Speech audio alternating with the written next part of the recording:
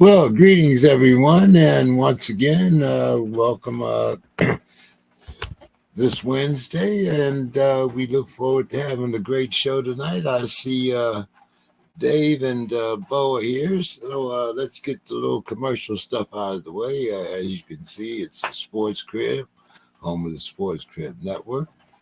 You can subscribe and donate to our channel using our Cash App, $ JE King 3.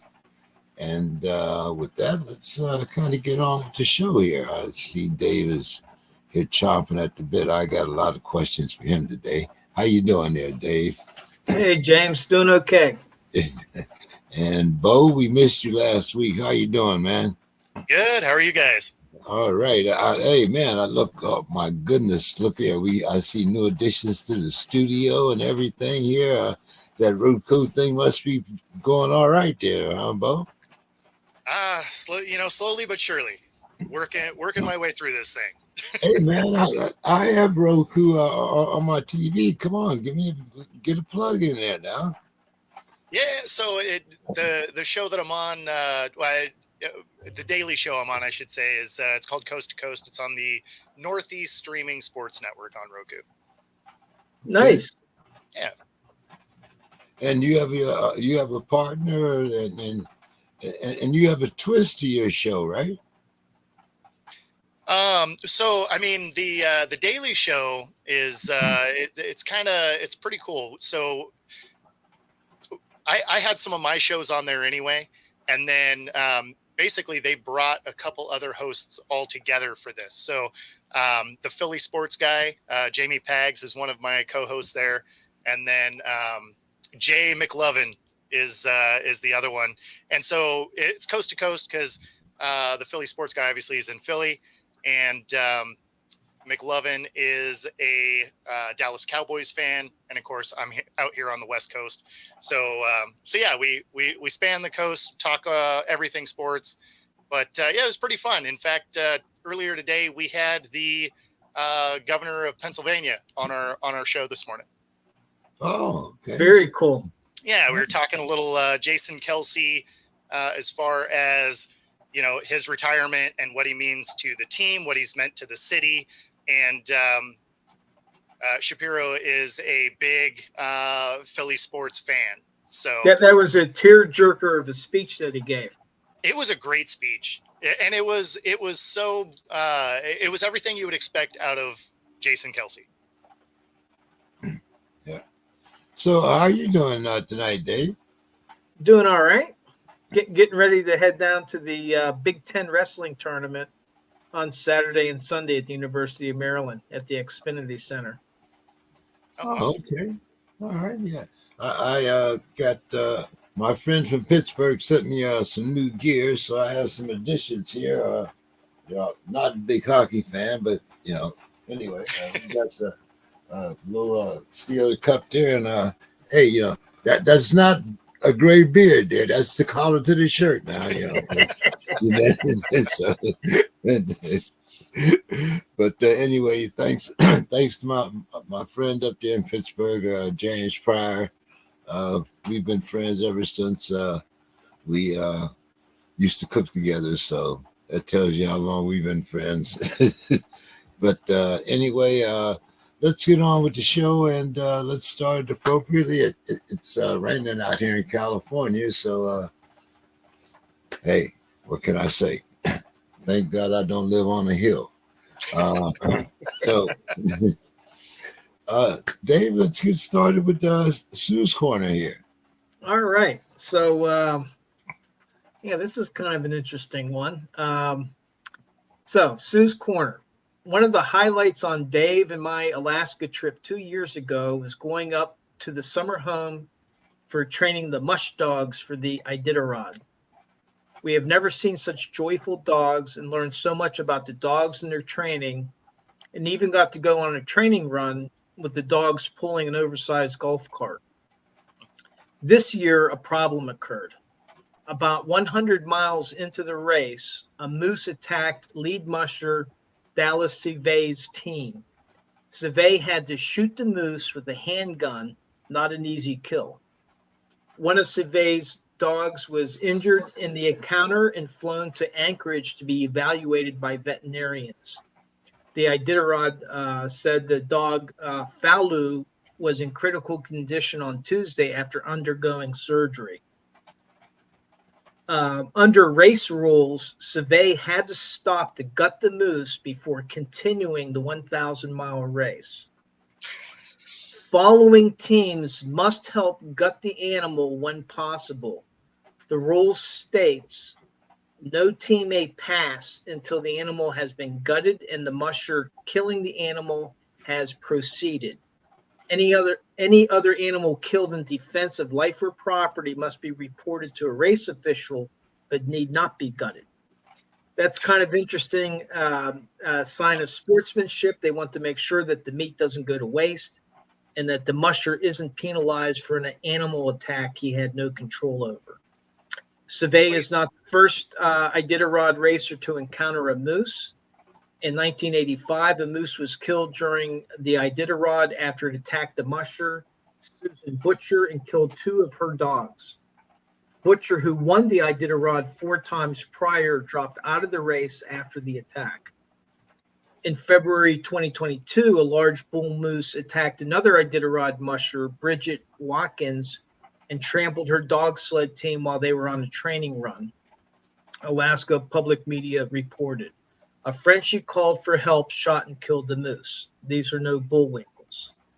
And that's no kidding. I mean, because I know I've been to Yellowstone a number of times, and a lot of people that they see these moose grazing, you know, like in the early evening, and even elk, and they're walking right up within 3 or 4 feet to get this picture of, you know, of the moose.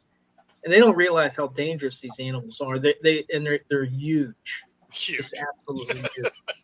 They are massive. Yeah. And the thing about these dogs that we saw 2 years ago, the one musher that we talked to, he was originally from the Baltimore area, but he's been living up in Alaska for years. But during COVID, you know, things got so bad because they weren't making money.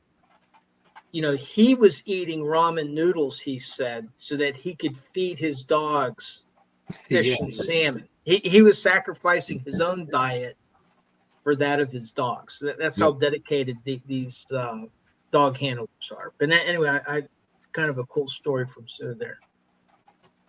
Yeah. Pretty crazy. They have to wait till they gut the animal out. I mean, I guess in a way it makes sense, but just not something you think about.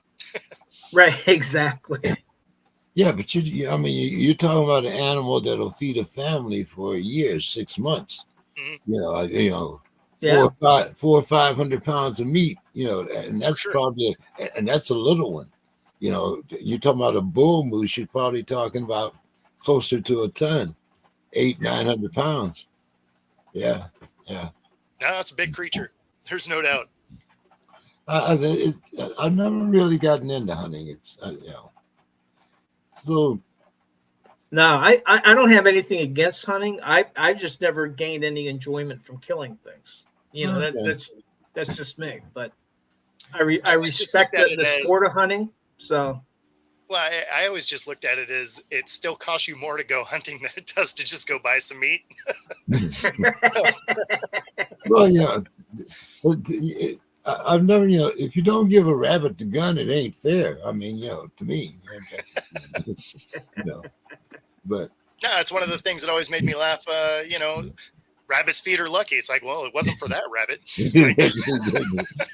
Yeah. But I like good venison. A good venison steak prepared properly, or jerky. Venison jerky is fantastic. Yeah. I mean, you know, I used to be a chef. I understand, you know, good meat and all that, but you know, if you know, grizzly bear a little bit different, you know, but you know, Bambi or you know, like some of those little animals that you know. If you don't have a gun, if they don't have a gun too, but you know, like, hey, but a deer, you know, a deer can be, you know, defending its you know, well, what I think the rule is if you're out there hunting the deer, you have to put musk on. Yeah, they'll go after you. Yeah, hey, sitting in a tree, throwing the corn down and waiting for the deer. I think that's a little, you know. Turn the high beams on your truck. Yeah. Oh, all right, guys. Let's get a little serious here. I think I got some things to talk about. Let me see. Oh, so many things, so many things. Okay. Let's start, I guess, with where did I start? Okay.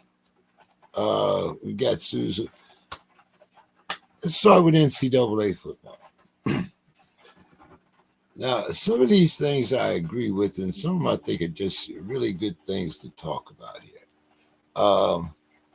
And the first is a thing an article I ran across where they were talking about the 40-yard dash. Mm.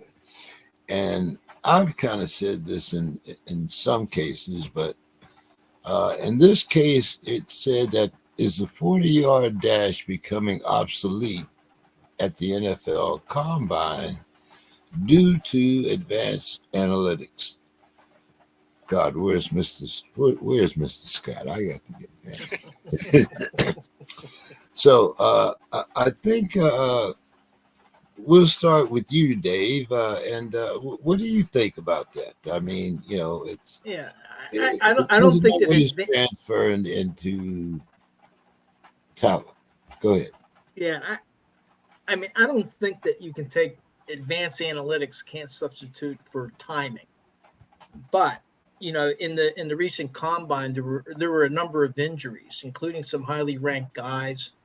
There was a Penn State lineman that I think it was on his second 40-yard dash pulled a hamstring. There were several hamstrings that were pulled.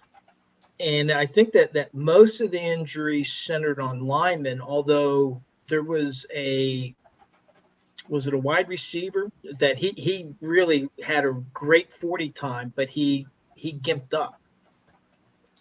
Now, for the wide receivers, I can see where 40 time is valuable, but for like a defensive lineman, how many times are they going to be running 40-yard dashes? And I think that some teams may be more interested in their 10-yard intervals, especially that first 10 yards to show what kind of burst they have coming off the line.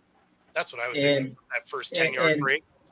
Right. And so maybe if they limited it to like a 20-yard dash for the linemen, you could reduce the dangers of injuries. And I know that a number of linemen, after the one guy got hurt, they just stuck with to their first time. They ran 140 and that was it. Instead of, I think they run two. Is it 2 or 3? I think it's maybe 2.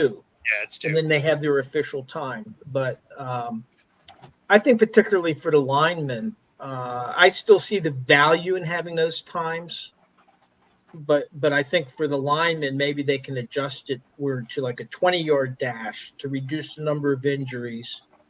And hey, if they want to run one, just run one. And because I think that some teams will evaluate off of that first 10-yard split. Good evening there, Don. How we doing?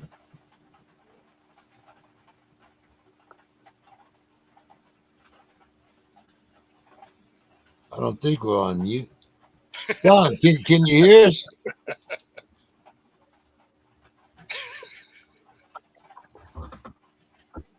Can you hear us? I can barely hear you. It's got to be on your end. Where are we going here? Let me see. My connection's not good again, so bear with me. Well, we can hear you. What do you think about the 40-yard dash? It's always on my end, James. Always on my end. What do you think about the 40-yard dash? Is it becoming obsolete because of analytics? Well, it's nice to have that speed, but if you can't catch,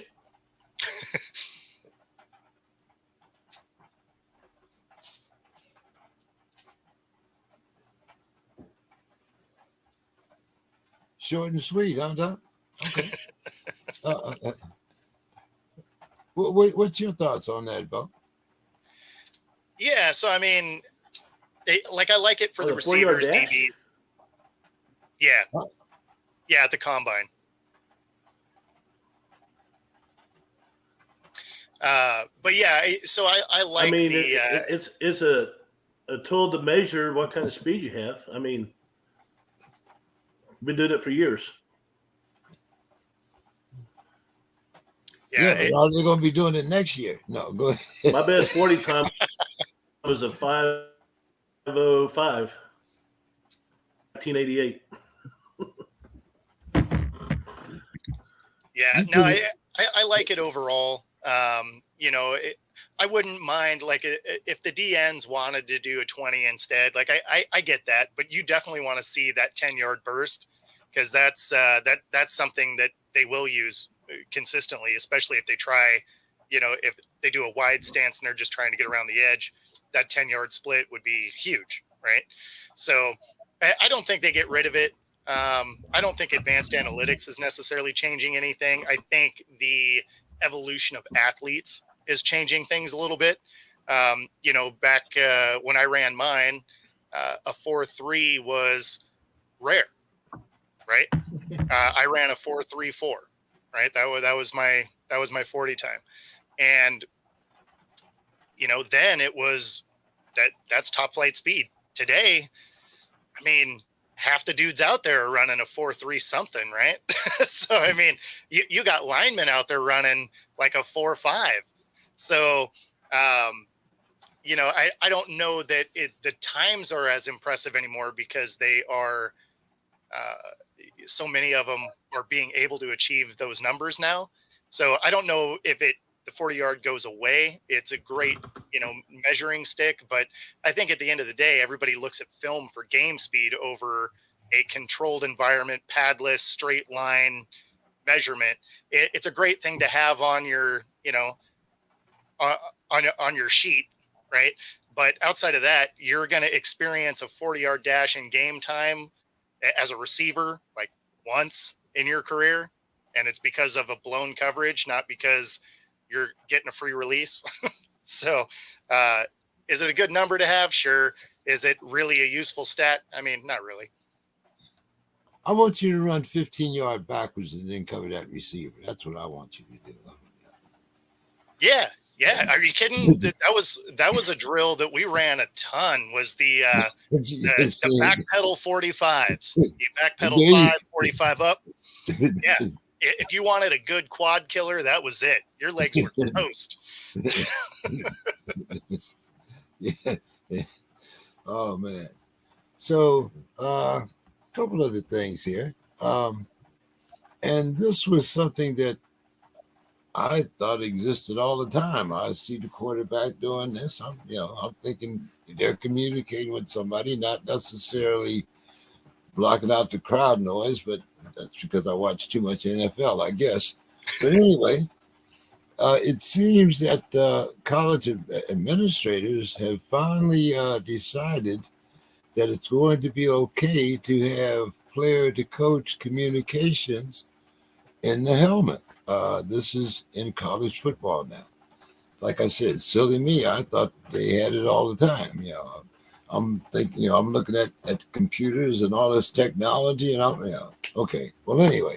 Well, that's why they were so mad about the hand signal stealing from Michigan, right? Because they didn't have the in-helmet communication. So somehow them figuring that out is going to stop the other 11 guys. But hey, whatever. If they can figure out the signs that the third base umpire sends down to the pitch, or the catcher, hey, it should be very easy to figure out how football hand signals. I mean, come on. Yeah, I mean, there's a distinct difference there, though. Like, if you know a fastball is coming, you can get used to that. If you know a run play is coming, that doesn't mean anything. Like, if you're on defense and you're paying attention, you can tell a running formation. So, I mean, if you study tape at all, you should be able to figure that out. Knowing what pitch is coming is wildly different, I think. Don, you come from, I mean, I don't think there's a college program better funded than Texas. So Don, why is it taking college football so long to think about having player to coach communications in the helmet? I mean, that's a good question, because we've had the technology for at least 10 years at least. I think it's good for the game. I mean, you have to worry about calling in a play. You can just do it there, instead of having a 30-second clock or 25-second clock, you can have it down to a 15-second clock, make the game go a little bit faster. I mean, I think it'd be kind of fun to have to see that in the game. Like I said, technology's been there for a while. The only issue I might have is someone might go hire someone from MIT and jam the signal or steal the signal from the helmet. I mean, that's always possible in this day of espionage. But other than that, I think it's a good idea. are we going to talk about Martians setting fires out here in California or what? No. I mean, yeah. Like you said, the technology has been there, but I mean, Who did? Dave, what's your thoughts on this? Well, I think Paul Brown experimented with it in the 1950s. So it's been around for a very long time. Football is a coach-centric sport. And what I mean by that is it's waiting for decisions from the sideline to come on. And as long as it remains that way, and that's the way it's become, it makes sense. You have the technology available, go ahead and use it. Now, personally, putting on my Black Sox, I would rather see them reduce the play clock to like 25 seconds instead of 40 seconds in the NFL. And I'm not sure what it is in college. And force the quarterbacks to call more of their own plays and have the decision making made by the players on the field.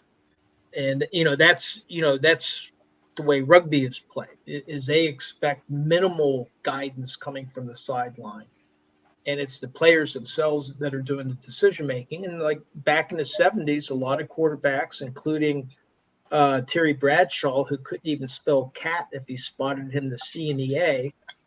He called his own plays. And I kind of like that idea, because now you're really matching up the players against the players. But that's a different story.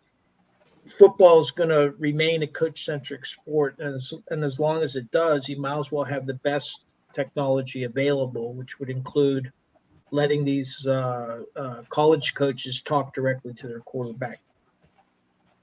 There's about 4 guys that have jobs that's sitting up there in that booth right now that have just boycotted our program.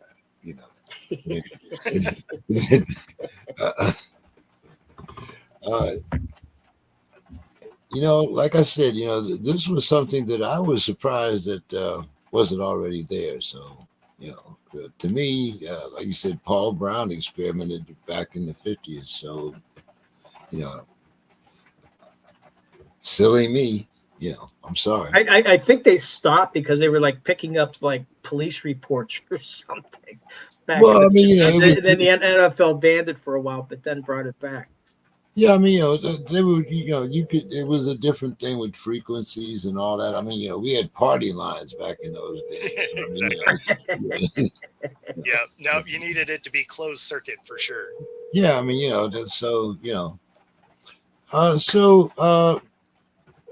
it seems like the SEC is pushing to change the December schedule to a dead period for recruiting. Dan, Don, you've probably been involved in this in a number of ways. Your nephew and some of your family have been involved in football for quite some time. What do you think, Dan, about this dead period where during the month of December the coaches can concentrate on their teams and not have to worry about going out and making recruiting calls? Well, I think it's a great idea. I really do. To get all schools to abide by it might be a different animal. For example, in the SEC, you'll have teams like Georgia, Alabama, LSU, Texas, Oklahoma playing in the postseason. So, yeah, I mean, they're not going to be able to sit there and concentrate on recruiting because they're getting ready, for the playoffs, right? Then you got schools like, Vanderbilt, A&M, Kentucky, who aren't in the postseason, and they're using their so-called agents and their proxies to go out and do the dirty work. So I don't know. The SEC, I mean, they've taken like cheating to a whole different level. I mean, yeah, I mean, if you can bend it, they'll break it. You know what I'm saying? I mean, have y'all ever been to Louisiana? Yeah. Through it. Have you ever dealt with law enforcement in Louisiana? I mean, Oh yeah, no, I mean, it's crazy. So if you know what I'm talking about, then I've heard stories, but no, this Arkansas was bad enough for me. I try not to go past Arkansas if I'm driving, for obvious reasons. But anyway,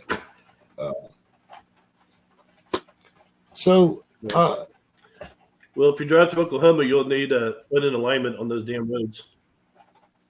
at least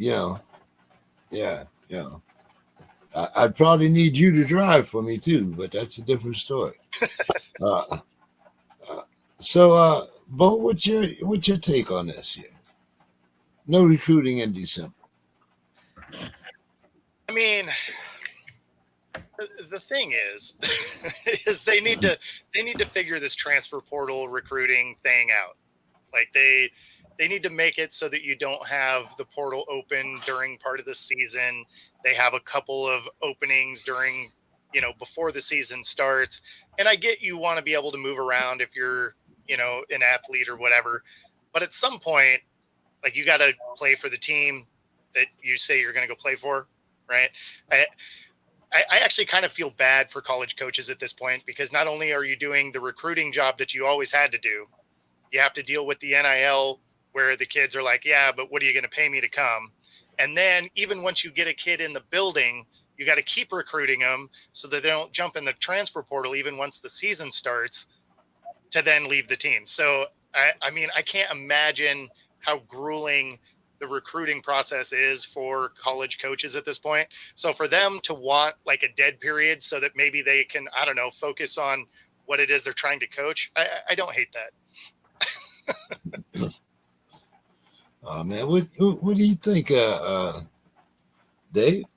Well, I'll take a little different take on it. I mean, it seems to me as who this is benefiting is the haves, because Sure. It's like, oh well, we're busy getting ready for the postseason. We're too busy to recruit. Well, hey, let the have-nots have first shot. And guess what? With those transfer portals, it doesn't mean that the haves aren't going to have those players before not too long anyway. So I would say just let it be, and then for the teams that are sitting at home, now those coaches, instead of preparing for a game, maybe they can be preparing, trying to get players in to improve their program. But my question would be, and I don't know the answer to this, is it maybe Don, because you work in coaching the high schools, right, Don? Yes. Yeah. So to me, it's what is the impact on the high school players in the programs? What is best for them? And is it better for them to have that dead period, or is it better for these young kids that are making choices, life in a way, lifelong commitments, or should they have that time, that opportunity to make a decision, to be able to talk to more coaches? I don't know. I don't know the answer to it, but I would kind of defer what is better for the high school players. Well, the way it works out now, you're allotted I think it's 3 or 4 official visits, and they always try to get you to come up to a game. Like last year, 2 years ago when Texas played Alabama, they had probably 3/4 of the 5-star recruits at the game. I think 1 or 2 came to Texas, a few went to Georgia, a few went to Alabama, Ohio State, usual suspects. But the thing is, a lot of these kids, if you're playing high school football in Florida, and let's say USC invites you to a game, well, that's kind of stressful. That's a cross country flight, and even though you're not paying for it, but it's still like it wears on you. You're traveling every weekend. Whereas if you have a dead period in December, that'd be a good time to get the kids on campus. But if it's a dead period, you lose that. So it's a double-edged sword because your top programs are they're trying to prepare for the playoffs, and then you have a dead period where you can't recruit. I would probably, if it were me, I would take signing day, National Signing Day. I'd back it up to maybe the end of February instead of the first Wednesday or whatever it is in February. Well, now they have an early signing period, which I do away with completely. I just bring it February, and that way you get your class in February, and then you can invite them to spring training in March and April. That's just my. So my then thing. there would be no reason to have a dead period in December then. No, because that dead period is keeping some kids from taking their official visits. Okay. Yeah. No, that makes That sense. answers my question then. I mean, that's just, and like I said, it kind of punishes the successful teams because, like I said, they're trying to prepare for, the new playoff system, but they can't concentrate on recruiting at that time. So like I said, just back up to maybe the last week of February for your signing period, and that gives the kids a more chance to exhale, take it all in, take their time, visit, and then I think it takes some of the pressure off. Well, that levels the playing field for everybody then, that way. Yeah. Don, we're going to talk about your favorite conference again here, so I'm going to start with you. The SEC and the Big Ten would hold the rights to a first-round bye under the upcoming college football playoff format. Don, you said that they, if they could bend it, they'd break it. What's your thoughts on this?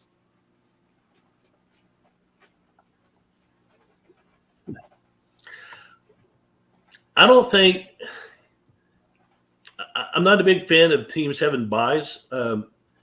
If you look at basketball, there's really no byes in there either. Yeah, so I'm just, in their playoff system. But if you're going to have a bye, let's say that they have the NFL, it would have to be your conference champions, not your seeds, not necessarily your seeds, but your SEC champion, your ACC champion, your Big Ten champion, your Big 12 champion. That's who'd get the byes, and then make the next tier teams play. But I'm not a big fan of that. I think everybody should play the same number of games. Not give an advantage to someone. But if you did do it, I would say, okay, conference champions get the bye. Not by conference. Not so well the SEC gets a bye, Big Ten gets a bye, ACC gets no bullshit.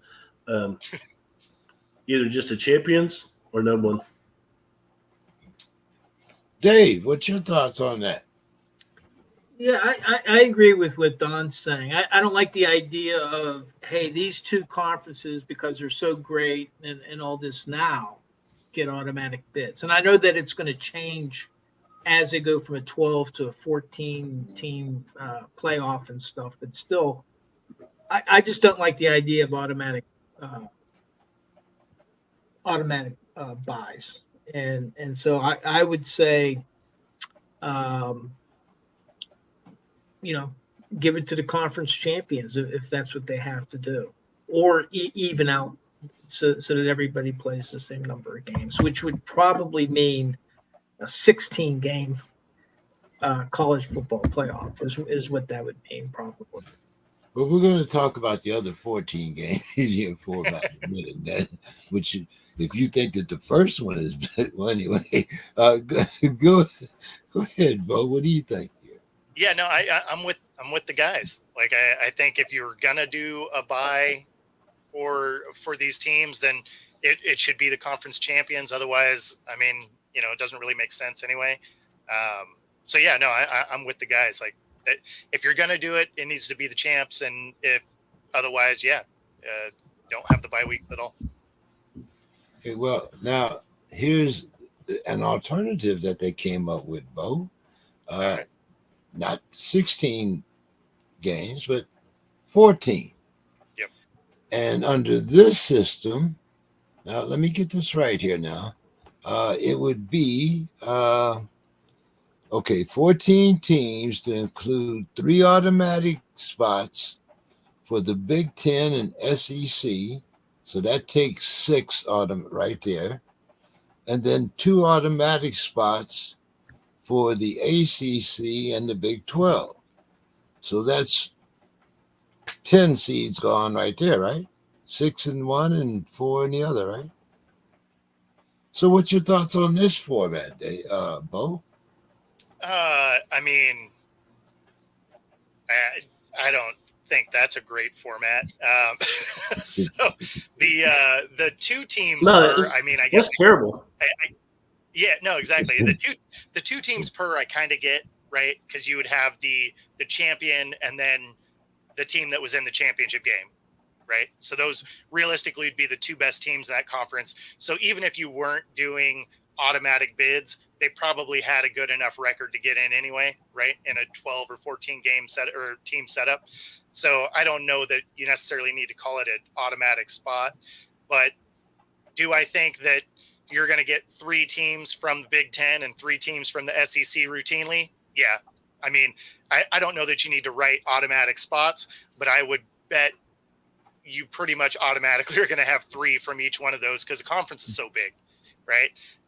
And then likewise, the 2 that are coming from the ACC and the Big 12, that's going to be your 2 teams that were in the championship game. So, I mean, on paper, I don't like the way it's called out. In practice, that's probably exactly how it would go down anyway. Okay. So what Dave, I would do is eliminate the championship game. Has anyone thought about that? Get rid Just of the eliminate the conference championship champions? game. That way you can take the winner. Yeah. So what you do, so you're having the playoff anyway, right? So you the take conference the champion of the tournament. SEC. Yeah, he's saying get rid of the conference championship game. So you take the champion of the SEC East, they're in. The champion of the SEC West, they're in. You take whatever divisions, you take those champions in those divisions, eliminate the championship games, and just start your playoffs from there. So, okay, wait a minute, Don. Okay, wait a minute. I mean, there's a lot of history to being a conference champion, though. But hold on now. Now, what happens when you have what is it, the Big 18 right now, or something like yes. that? So if you got it, there's 6 automatic bids. So what 3 are you going to take if you don't have a comment? Are you going to divide that into East and West? Okay, so what you do, you have your championship. Your champions from the East and the West and the SEC. You just eliminated the championship. You just eliminated the championship.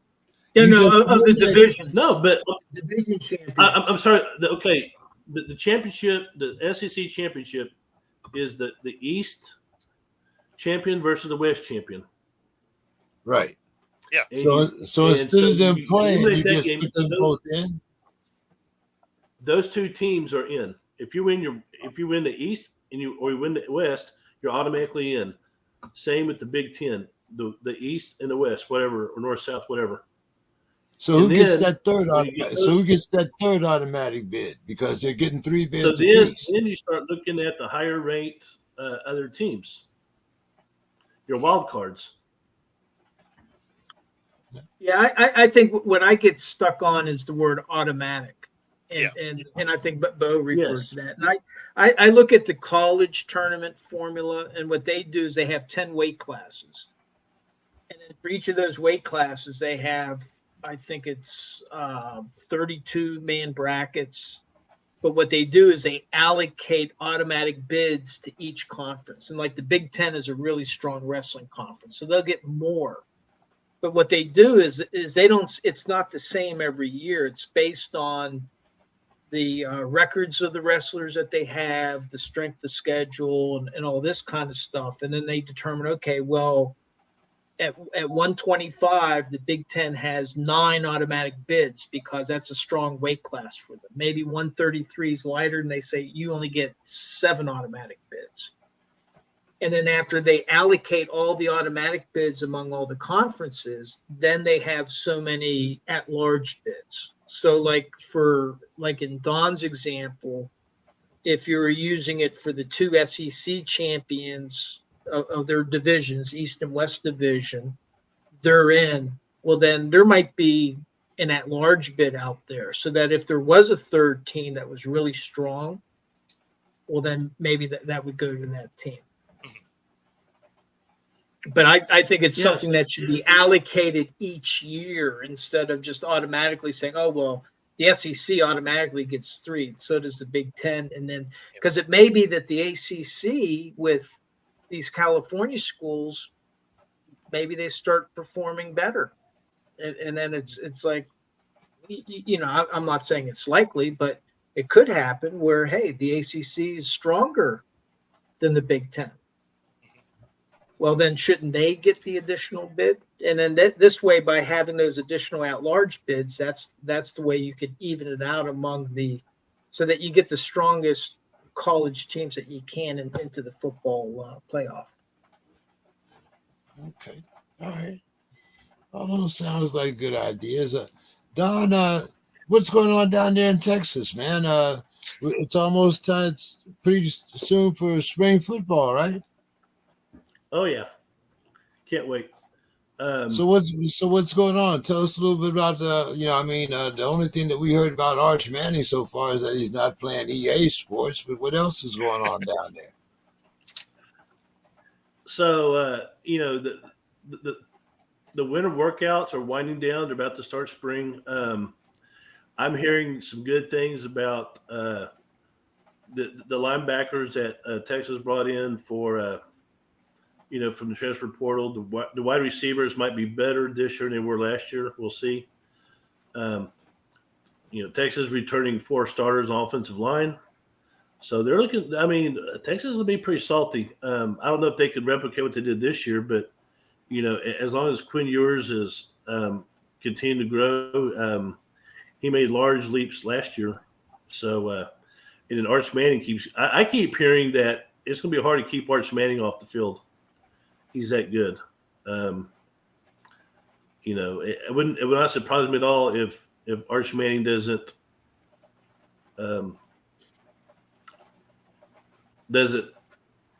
take over the job next year. I don't know. Ewers is going to have to fight hard to keep his job. That's how good he is. And both of them are probably future first-round draft picks. It's kind of like having like you had at Oklahoma when you had Alabama when you had Tua and Jalen Hurts on the same team. Both of them NFL quarterbacks. That's just how the talent level is right now. So I'm optimistic about UT. The thing is when you're up on that mountain, you got a lot of people, singing their shots and arrows at you. So it's hard to be king sometimes. What about your basketball team there, Don? You're doing pretty good there too, right? They'll play 2-3 games, real well, and they do fine, and they'll lose one. But what's wrong with Texas? They have no depth. Their starting five are very good, and then after you get past the starting five, it sinks pretty low. But hopefully, Coach Terry can fill in some recruits. He has a pretty good recruiting class coming in. It's going to Texas. Our baseball team is atrocious right now. The softball team is number one in the nation, so we'll take that. Your women's program used to do pretty good too in softball. Oh yeah, they're doing good in basketball too. I mean, I would say UT women's athletics is probably the cream of the crop in the nation right now. You factor in volleyball, just won national championship. Basketball is in the top 10. Softball is number 1. Track and field, I think. Well, they won a conference, but has Texas ever won the? Has Texas ever won? When they take all the varsity sports and they look at the results and then they kind of crown the best college athletic program in the country. Texas won it several times. It's usually between them and Stanford.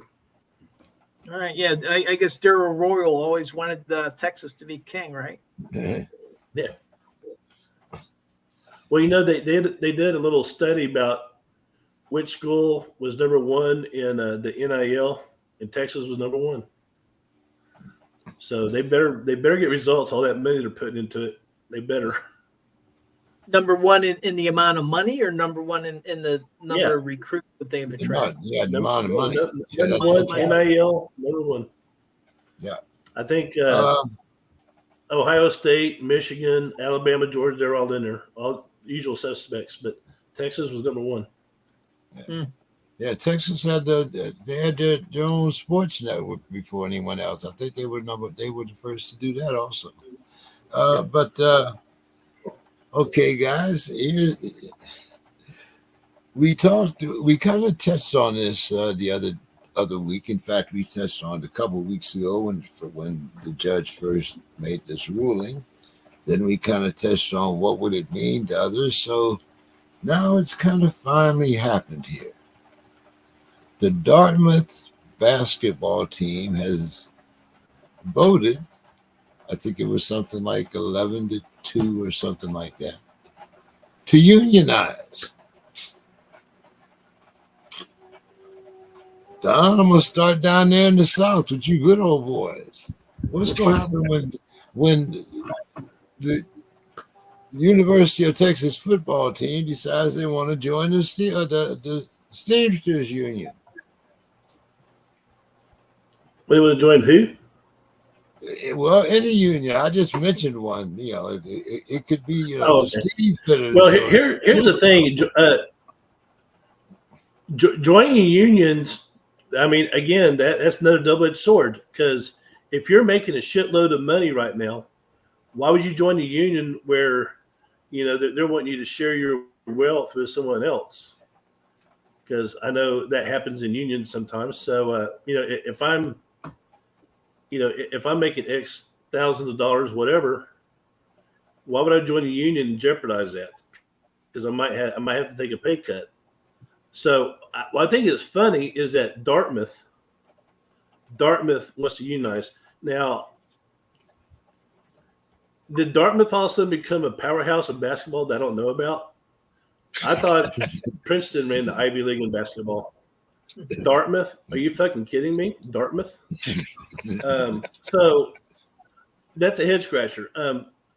But this big push to unionize, I'm sure some places that might work, some industries, but college athletics, I don't know. To me, I would think that would be detrimental to your income potential.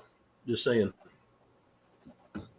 Well, Dave, I mean, Caleb Williams only made $10 million last year in NIL money. I mean, come on. What's wrong with giving the union, at least, well, if he made 10, the union's going to want tithe. They'll have tithing. He can give 10% of his NIL to the union. That's right. I don't think that would go. That works well for some of those guys, doesn't it? Yeah.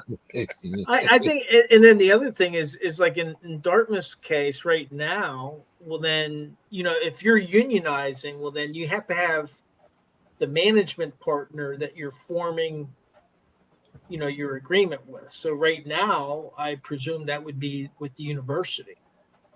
Well, no, I mean, evidently there's some union that has approached them, or else it wouldn't have went this far, because they've got the national labor relations, even though it's in, the appeals process right now. But evidently, like I said, it might be the stewardship. Yeah, but in order for any union, it's like in the NFL. Well, under the collective bargaining there, well, they bargain with the NFL. Yeah. Well, with Dartmouth, they have to have a management partner to come to an agreement on what are the work rules going to be. And so right now, if it's one school, now this could change, but right now it would be the university. And maybe if it spread to a couple of universities, eventually it might come down to, well, the universities have to come together and either have the NCAA or somebody else act as their representative in these management labor talks, these negotiations. I'm not really. I'll just have to wait to see what happens. I mean, Dartmouth is Dartmouth. I mean, if this were Alabama's football team, to me, this would be huge news. But hey, maybe it'll change. Maybe I'm sure that maybe other sports teams will be approached. And I guess what my question is what is their goal? What are they trying to achieve? Well, I would imagine that they're trying to get everybody on the team paid, as opposed to the couple of athletes that get the NIL money. Yeah, right? how many Dartmouth athletes are going to have NIL money? And so to Don's point, if I'm the star of that team, well, maybe I'm entering the transfer portal because I don't feel like carrying the load of these lesser talented guys that now want to reach into my pocketbook, and I'm just going to transfer out of there. Well, hey, like I said, maybe that'll work, and maybe it will spread to others. But what's your thoughts on this, Bo? I mean, to me, I'm kind of like, it doesn't make a lot of sense to me, knowing, having been a part of a union. I'm sure, some of us have been in unions at one time or another. But even in unions, that equal pay is kind of like a myth. The union president has to get his, and then it kind of trickles down from there. Shop steward. So, I mean, what do you think? I mean, like you said, I mean, Caitlin, was it Caitlin Clark? Is she gonna, like vote to, unionize because of her NIL deal, and the chick that's sitting down there, number 13 on the bench, is not getting a dime. She doesn't have lunch money. I mean. Yep. Well, the problem with the 13th one on the bench there is they don't have a name, image, or likeness they're trying to use. So I mean, I guess the biggest thing here is it's still, they don't really know what they're doing yet, right? As far as the NCAA and the colleges themselves, as far as how they're going to manage the NIL situation. Right? Because they just said you can do it, open Pandora's box, and then threw the box, as opposed to trying to figure out how to open it in a smart way. They're just like, here we go. And, it wasn't really a great way to start. And I think the schools might listen to a unionized deal, because they might actually put a cap on what some of this NIL money could look like, right? Similar to how the NFLPA does with the NFL, or any of the players unions, right, with the leagues. I think the biggest difference here is the colleges are still pretending that this is amateur sports, And we've solidly left the realm that this is amateur sports. They're paying for sports, right? So do I think that it could benefit from something like that? Sure, but you don't have a singular governing body that you're trying to deal with, right? All these schools are independent. They're not really part of, it's not like all the teams have to play with the NFLPA because at the end of the day, it's the NFL, right? These schools don't have to adhere to that. Obviously, as we saw this last year, you can move conferences whenever you want. Like, you can pretty much do whatever you want if you're a school. So I think they'll have a hard time actually getting this union thing to work. But I think the NCAA may entertain the idea of it just to try and get a cap on this NIL money. But do I think it works out? No, because of that exact reason. You're going to have someone like Caitlin Clark who's going to make a ton of money. And why are you trying to lose the money for your likeness because you're good at what you do for a bench player that's never going to see the court? But now here's the thing, Bo. The NCAA has already had a judge rule against them in an injunction that they had. Yep. So are we talking about the end of the NCAA as we know it? I think the NCAA has been working on that for a long time. They've been doing a lot of bad decisions through the years. I think their ability to actively govern has diminished over time. A great example of that was this last year with Michigan, right? You're going into the playoffs, and what did college football playoffs say? That's an NCAA problem. We don't care. And so basically what that means is NCAA can do what they want, but Michigan's playing in our playoffs. So I don't know. I think their ability to have their thumb on everything is slipping away from them. What do you think, Dave? Well, I think that there's going to be somebody overseeing college sports, and whether it's NCAA or somebody else, there needs to be somebody overseeing it. Absolutely. And so I think that there's going to be some form of the NCAA, and like with any other organization, it changes over time, and they're going to have to either adapt or go extinct. And if they go extinct, well, then they're going to be replaced by something else. But the other interesting thing, unionizing. I mean, if they really wanted to increase their union membership, we'll open it up to all athletes of the school. So then, maybe the badminton team, they can get a piece of that NIL. Well, I'm sure that you have to get one foot in the door. They can't just break the door down. Oh yeah. And with Dartmouth, I'm sure it's going to be first it's going to be the basketball team, then maybe the lacrosse team, then maybe I'm sure. You know what? Well, they're Ivy League. They know best. They know what's best for everybody, right? Yeah. I feel like we could all still play pickleball. So let's go get some of that NIL money. I might have to re-enroll into school. It doesn't take that much to start your own college now. So Don, while we're clowning around here, what do you think here, Don? Is this the last nail in the NCAA's coffin here, or what? There's a lot of nails in that coffin right now. I think the coffin is nailed shut. I think it's time to start lowering the body into the grave. That's my. It's time to start kicking dirt on it. Okay. All right, guys. Let's talk some NFL here. Now, this kind of sounds absurd to me because I always thought that the purpose of the onside kick was to catch the other team by surprise, and therefore,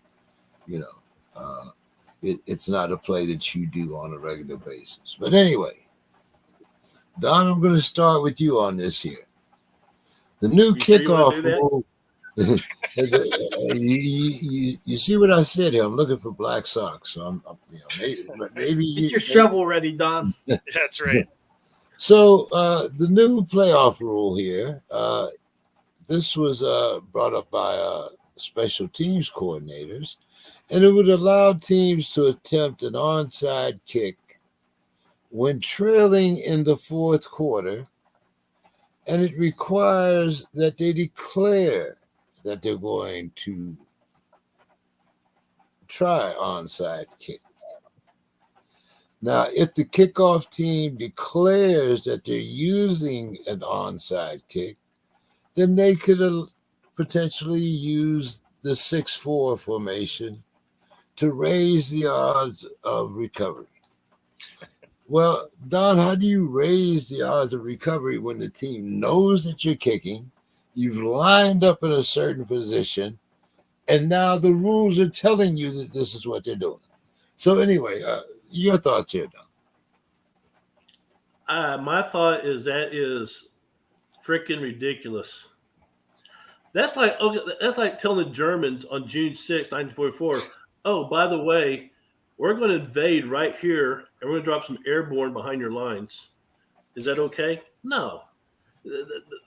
Football is all about, catching a guy off guard, running reverses, trick plays, onside kicks, fake field goals. Don't mess with it. And are we sure that special teams coordinators came up with that? Is that where it's actually coming from? I mean, I want to know who's on this rules committee that makes all these weird ass decisions. It's like they meet there and say, "Hey, let's change a rule." It's like Congress. Sometimes you don't need to legislate. Sometimes you just need to let things be. You don't need to pass laws. You don't need to pass law for every little fucking thing that comes up. Same in the NFL. You don't need to change the rules every year. Play the game like we did back when Lombardi was running the sidelines, I'm so pissed that they protect the quarterback.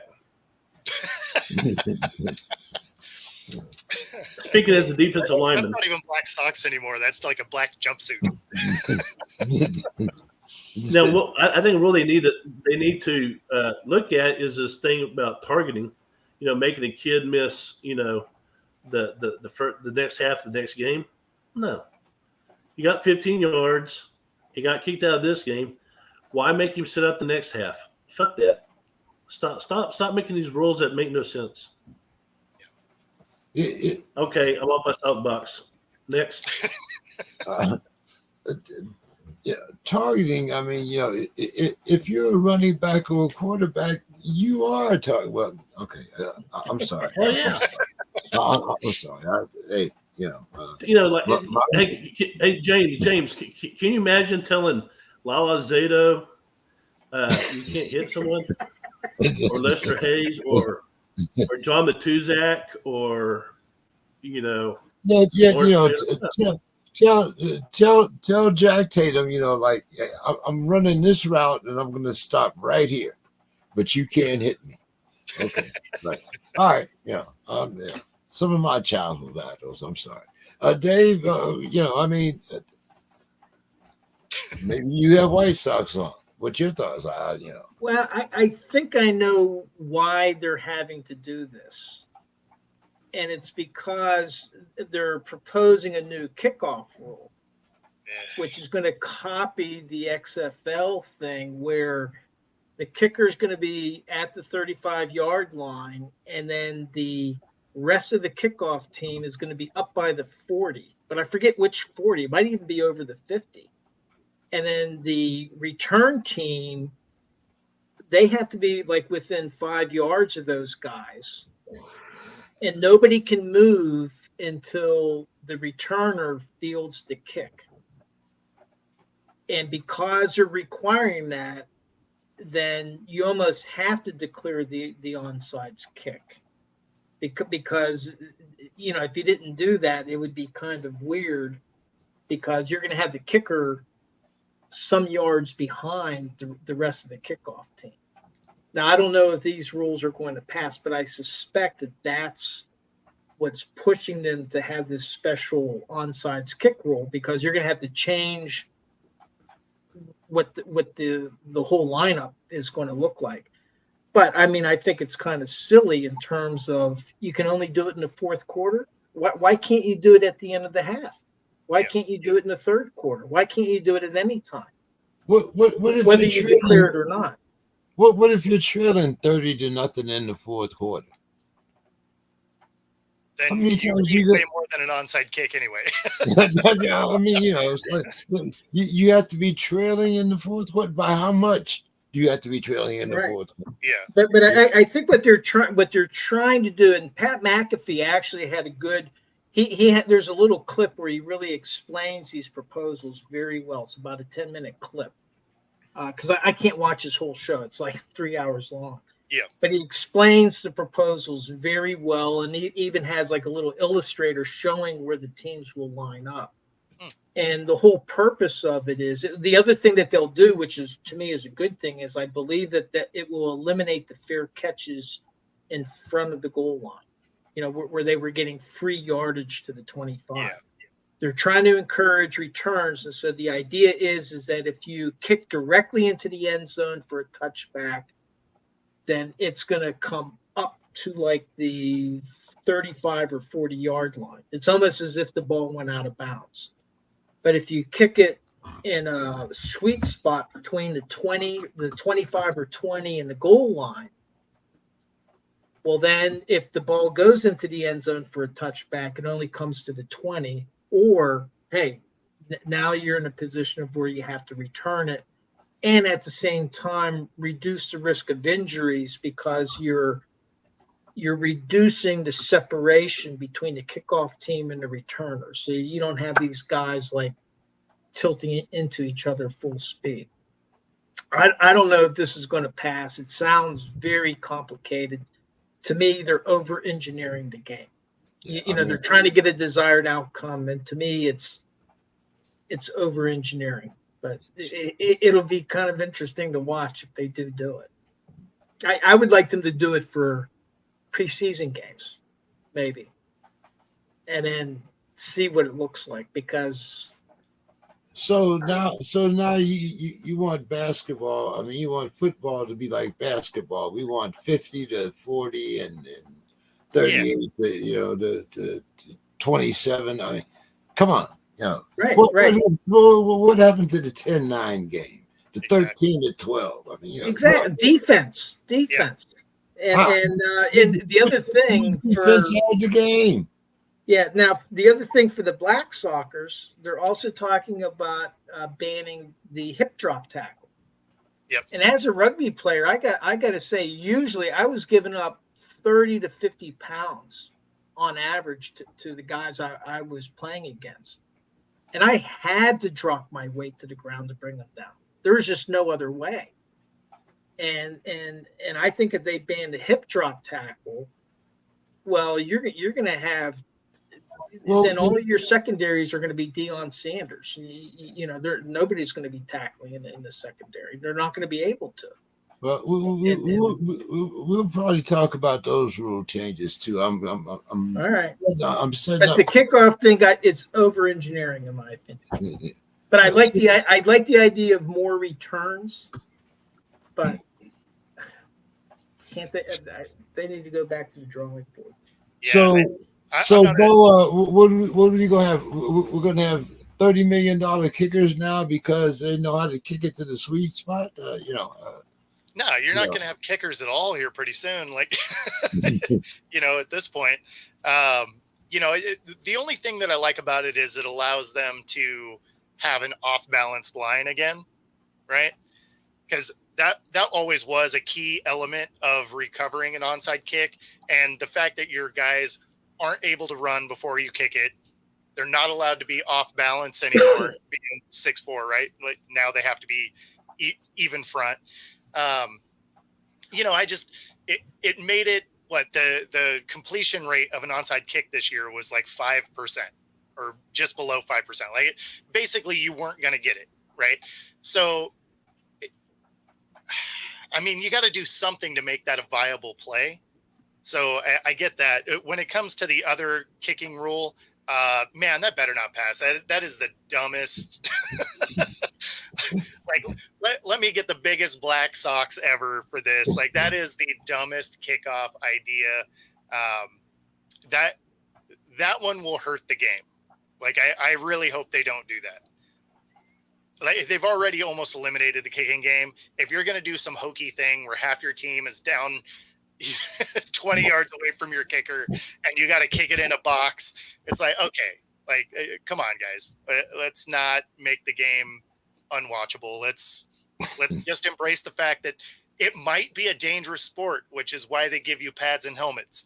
And well, I still can't get over that you don't even have to down the ball in the end zone to get a touchback. Yeah, I liked in the old days when, hey, if the returner didn't down the ball, that was a free ball to recover for a touchdown.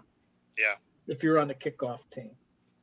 Yeah, but I mean, there's a lot of old rules that I liked better. Like, I liked when the hash marks were wider and the game was actually hard for kickers. Like, all of a sudden that third down dive to the middle was a real play when you were at the 15, right? To try and square up so you could even make that kick.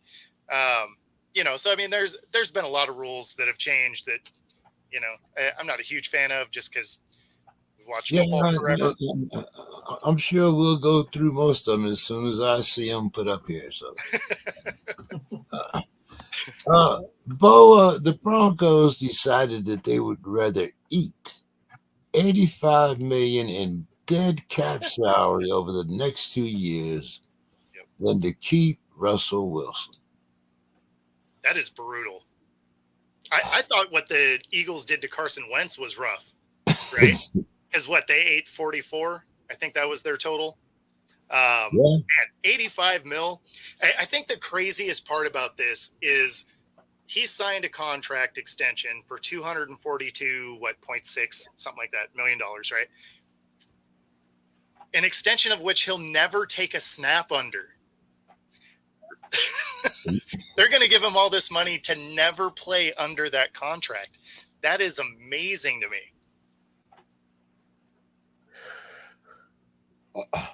Dave, talking about profit and loss. I mean, come on, how the hell do you do this? Well, one article I read said that the big disconnect, and I don't know how true it is, it's just one article I read, but they said the real disconnect between Sean Payton and Russell Wilson was Russell Wilson wanted to freelance too much.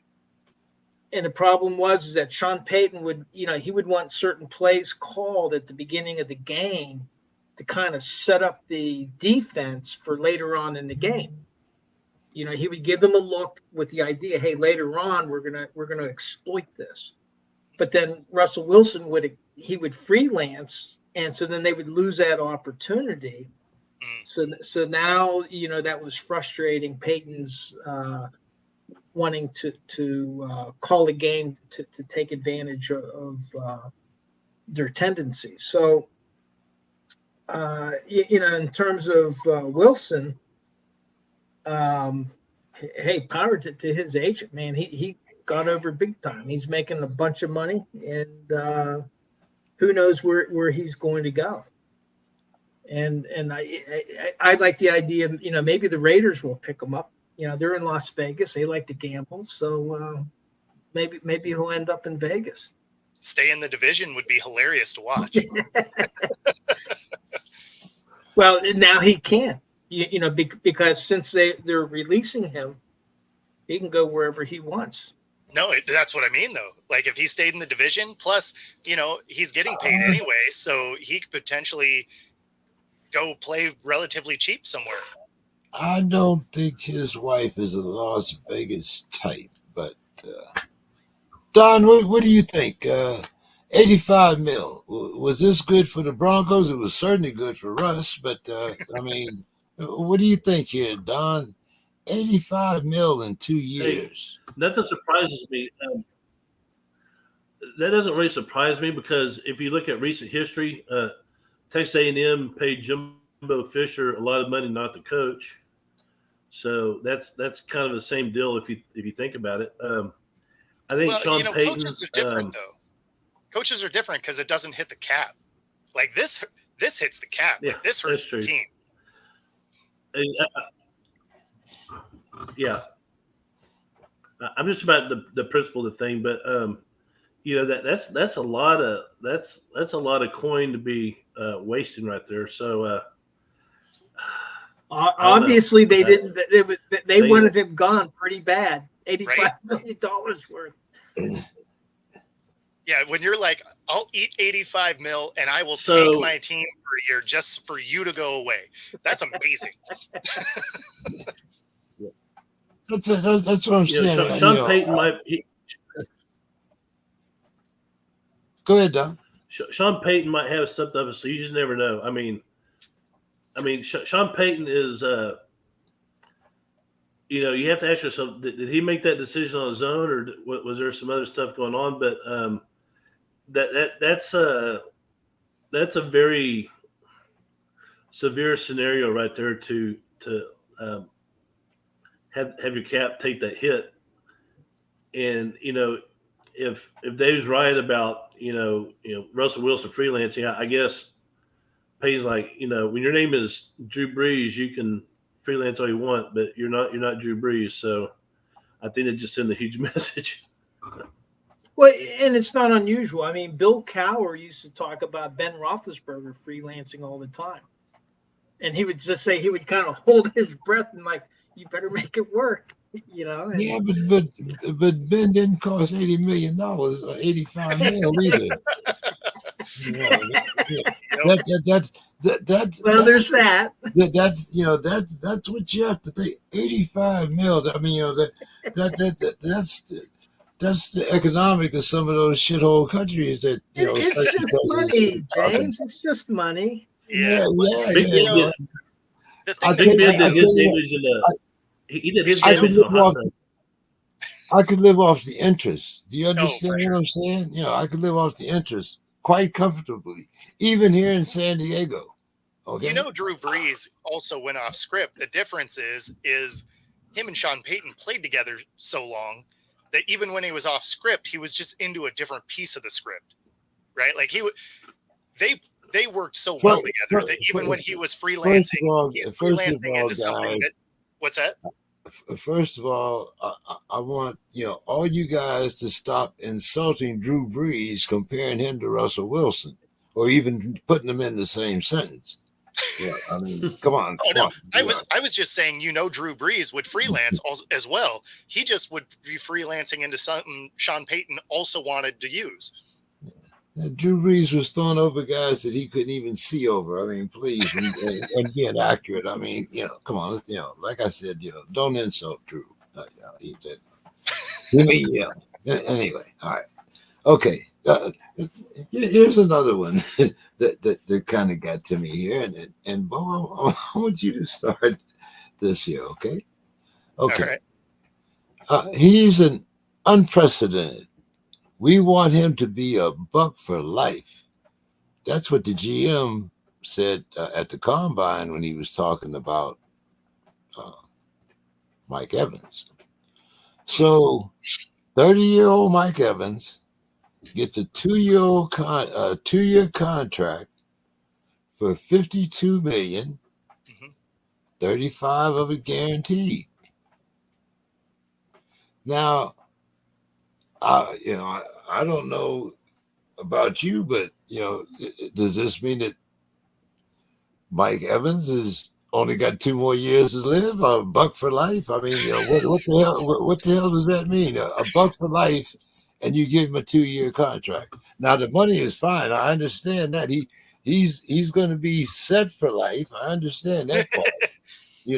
But what? How does this count? To you, does 32 years, and then he's gone off into the sunset? What does that buck for life in a 2-year contract? How does that equate to you, Bo? I mean, all things being equal, 32. A lot of receivers start to lose some speed, so I mean, they may not necessarily want to tie themselves to him after that point. And I think they have some real questions as far as who's going to be under center after that, right? Like, I'm sure they're going to give Baker a couple-year extension, right? But from there's a lot of questions that are going to surround this team. So I don't know how much further they wanted to go in on a older receiver at this point, or at least at that point. So, I mean, Buck for life, that's a laughable statement. None of these teams have loyalty to these guys. So, none of that's a real thing. But I think the 2-year deal gets Mike Evans the money that he wanted. And if they do extend Baker, they have a real shot at, continuing to win this division over the next couple of years. But after that, I think they're going to be looking at rebuilding a team. So, the other teams in their division aren't going to be as bad as they've been.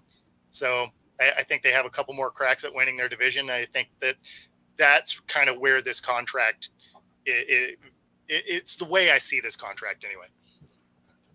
Don, how do you see it? Buck for life, 2 years. Well, let me tell you, Mike Evans is an outstanding receiver, and he 30 years old isn't that. I mean, I think about other people in that position, like Jerry Rice. I mean, he still had a lot of years after 30, but I would have given him probably a 4-year, not a 2-year. I would have doubled that, just out of appreciation and loyalty. I think Mike Evans is still going to catch a fair amount of passes. I think he's still a dangerous. I mean, he's one of these guys who can high point a football with the best. So I just think that the money's great, but the 2 years might be a little. It's like borderline insulting, maybe. But I hope he has a good season. Even though he's an Aggie, I am a Mike Evans fan.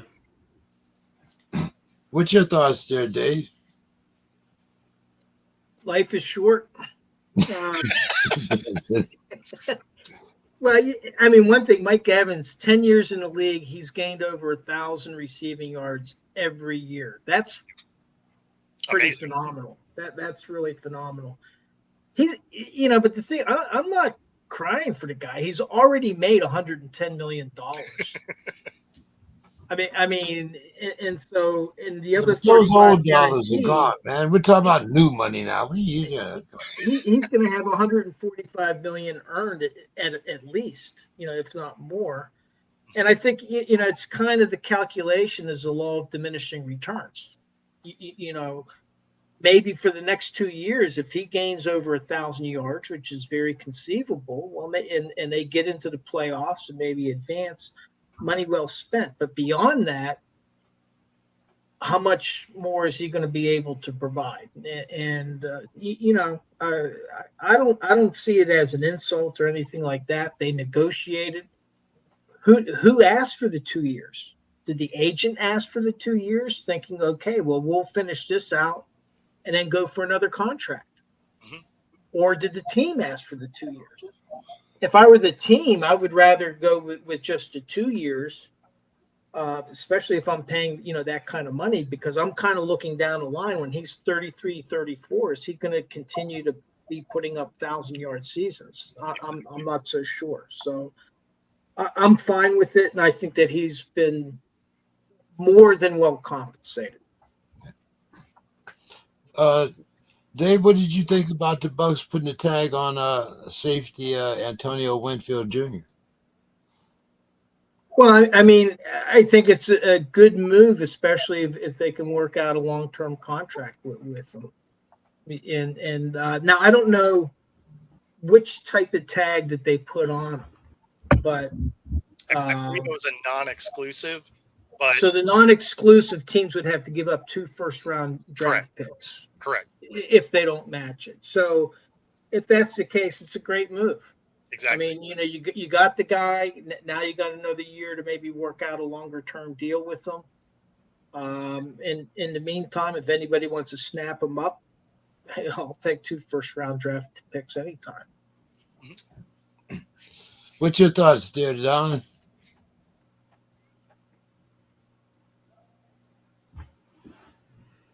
I can barely hear you. I said, what's my your computer- thoughts there? On the what? My computer on was buffering. Can you what was your thoughts on the Bucks franchise and safety Antonio Winfield? Oh wow.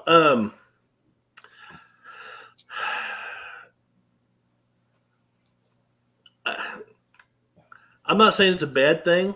You know, they know what's they have an idea of what they have, what's best for them.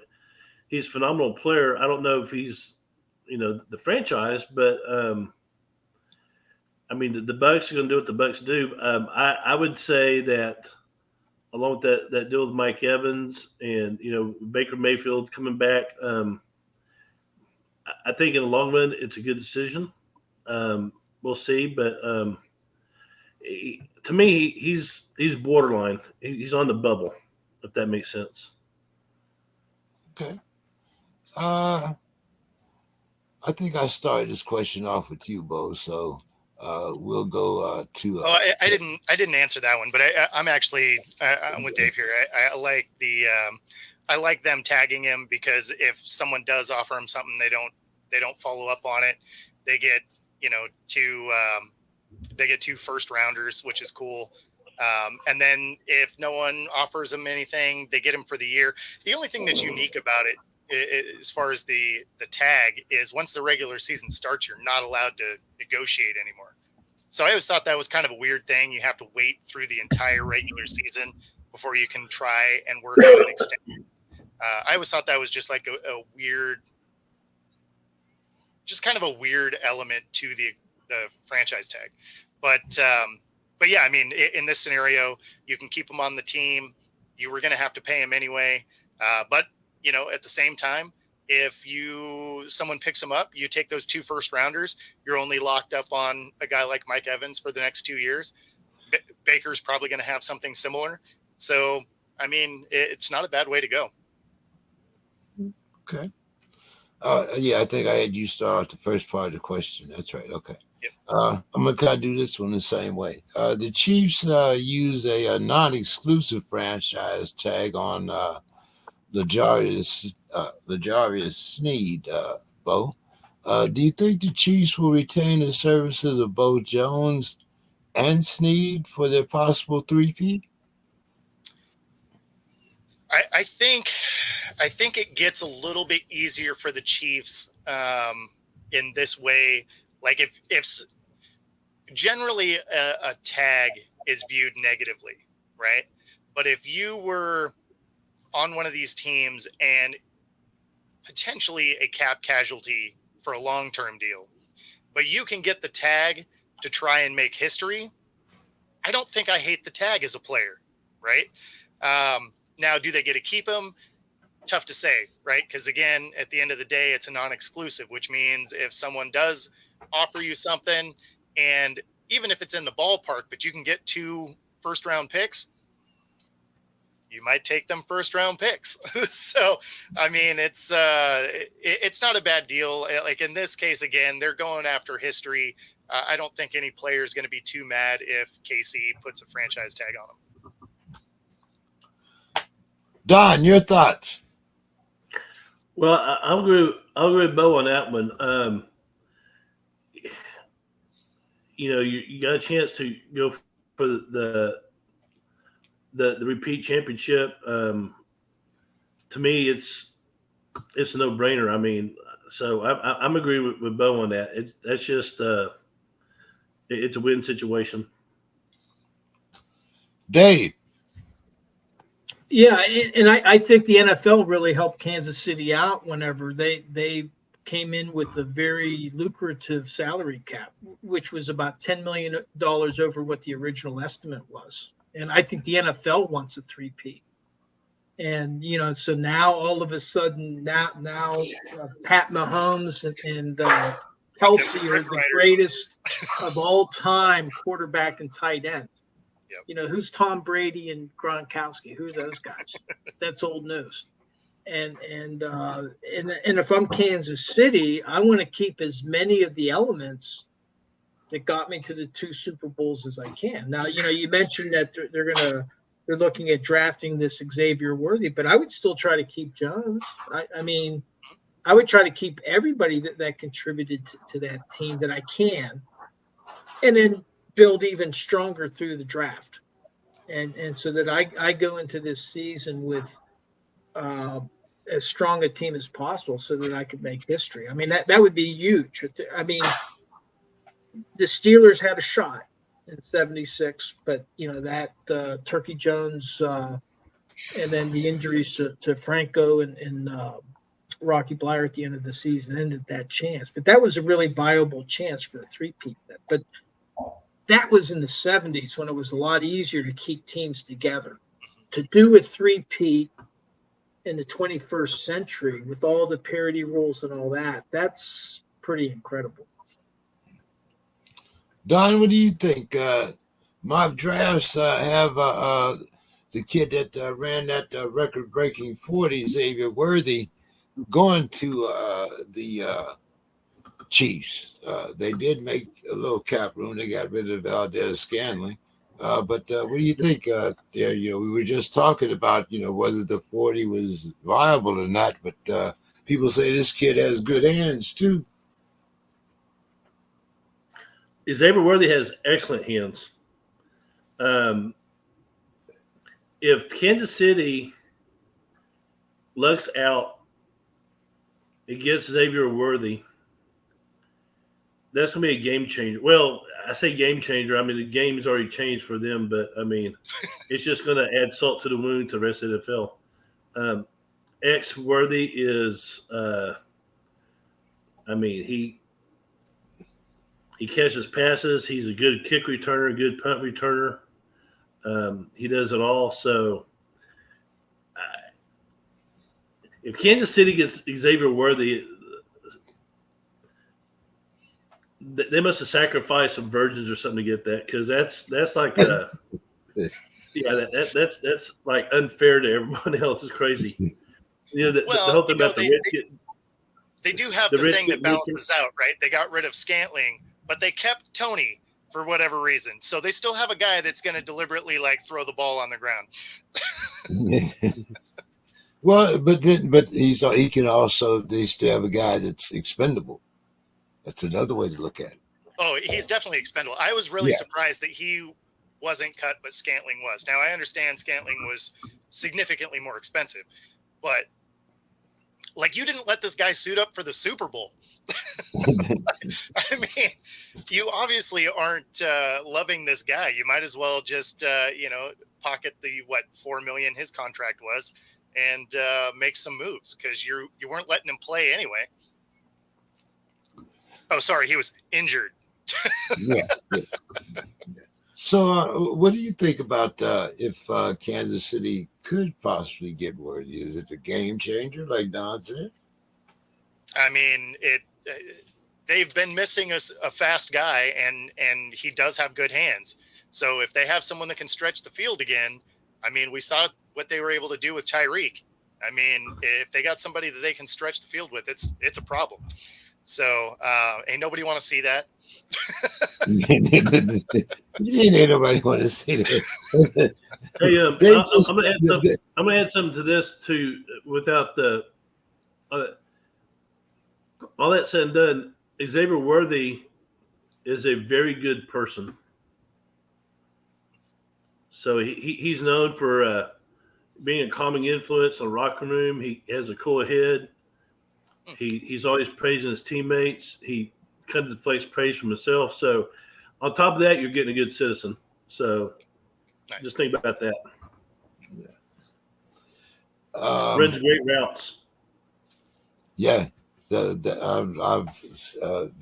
some tape on him. There's some YouTube videos on him. So you can look him up and watch some of his stuff if you want. Don, the coach used the franchise tag on Michael Pittman Jr. The last time the coach used the franchise tag was on Pat McAfee. Yeah. Okay. So, Don, do you think the Colts will make Pittman a Colt for life? I think they might make Pittman have a sports show in ESPN, maybe. No, but yeah, I mean, Colt for life, sure. I mean, I can see that happen. That's a very distinct possibility. Dave, what do you think? Well, they got the franchise. They got him for at least another year, but he's going to want to be paid, and so then it comes down to what's their cap situation going to be like next year, and can they hold on to him? Because Indianapolis, they're busy trying to build their roster up, and so sometimes you're forced into difficult decisions. I was just trying to take a look at what their cap situation is. And with it looks like they got plenty of room right now. So, there's a good chance they can sign them. They got like $50 million of space right now under the rule of 51. So, depending on how it plays out next year, they could if they want to. But he's going to want to be paid if he has a good season. Bo? Yeah, I mean, it's this one feels like they're just kicking the can down the road because they could pay him. But, so interesting. I mean, and I guess at the same time, maybe they just weren't coming together on their contract talks this time through. So, maybe he is in that situation that Kirk Cousins found himself in a couple of times where you just bet on yourself, hope you have a big year, and go get that payday. But they still have until September to sign him to a longer term deal. No, for sure. Yeah, absolutely. Yeah. Although that still, it uses up your franchise tag. So it's not like you could use it somewhere else if you do end up doing that. But it's been used for this year. Correct. So that's. Yeah, no, exactly. So, but yeah, I mean, they have time to sign him. And this one was non-exclusive as well, I believe. So, I mean, if somebody gave up some draft picks, I'm sure they'd take them as well. But yeah, I mean, they need him. If they want to be competitive, they need him on the team. So, Don, who has the most wins next season, the Jets or the Broncos? So the Broncos without Russell Wilson, they'll be breaking new quarterback. I would say the Jets, just because of recent developments. If you asked me this question, 2 months ago, I'd say about Broncos probably, but I'd say Jets. Oh. Who do you think, Dave? Well, I'm going to go with the Broncos. And the big question mark is who do they get in the quarterback? They could draft somebody, or they could sign somebody. Maybe Jameis Winston. Wasn't he with Sean Payton? I'm not sure if they shared time in New Orleans. But I believe they did. They did. Whatever quarterback they get better be somebody that gets along with Sean Payton, because we already know what he's willing to pay to get rid of him. So it'll be true. I'll go with the Broncos because I think that despite all this, I think that they're a little bit better off organizationally than the Jets. The Jets just seems to have a cloud over them. The Jets always are like, they got a hand grenade in their hand, they pull the pin, and then throw the pin. Yeah. Like that is the Jets organization to me. Good analogy there. They got to remember that one there. Okay. Okay. Your turn here, Bo. Seattle has cut Jamal Adams. He's among the roster decisions that the Seahawks had to make. As I think of it right now, I don't know if the Seahawks have a safety on their roster. But Bo, tell us about that looming roster cuts and their draft needs. Yeah, so I mean, Jamal Adams leaving is not a surprise at all, right? Like, he's been injured largely the entire time he's been in Seattle. His cap hit is huge. So you knew he was going to be gone. Seattle also had some cap issues, right? Like, coming into this, they were pretty tight as far as cap numbers. So you knew cap casualties were going to happen. So he was going to be the first one dealt, most likely. And obviously that did come through. You knew Will Dissly, the tight end, was probably going to go just because it doesn't cost them much to get him off the books. Quandre Diggs, he got released yesterday. So, which is one of their top safeties. And, but the big thing is he was an expensive safety. And so they're trying to free up some space because, they do have some guys that they can draft. But one of the big things is they brought over Leonard Williams, right? And they gave up a second and a fourth, I believe, to pick that guy up. But you don't give up that kind of stuff to not try and re-sign that guy. So, they get rid of Jamal Adams, they get rid of Diggs, they get rid of Dissly. That's what, so far. I would imagine there's a few more cap casualties on the horizon here. But in doing that freed up about $40 million for the Seahawks. So you can see what they're trying to do. They're trying to get a little bit younger. They're trying to get within a cap number that makes sense, because at the end of the day, they need to transform a defense that wildly underperformed over the last couple of years. There was a lot of money tied into it. There was a lot of names on it, but the defensive unit was bottom 5 the last 5 years in a row. So if McDonald's going to come in and get this defense turned around, you're going to have some cuts that you may not necessarily love. It was kind of a bummer to see Diggs end up off the team because he has been productive for this defense, but they're going to start trimming some parts because it's a unit that didn't perform. Okay. Well, all right, Dave. Your turn. Suck it to me. Well, we got quarterbacks, DBs, cornerbacks, running backs, offensive linemen, defensive tackles, defensive ends. Oh, my. Dave, do we explore the free agent market? Is Deontay Johnson and Coach Tomlin on the same page? And Dave, I sent you Ryan Clark, his take on our quarterbacks is much the same as mine. If you commit to Kenny Pickett this year, then that means if you draft someone next year, you still have 2 more years before we have a viable quarterback, unless we get lucky and draft a Patrick Mahomes or someone of that ilk. Oh, you getting Wilson?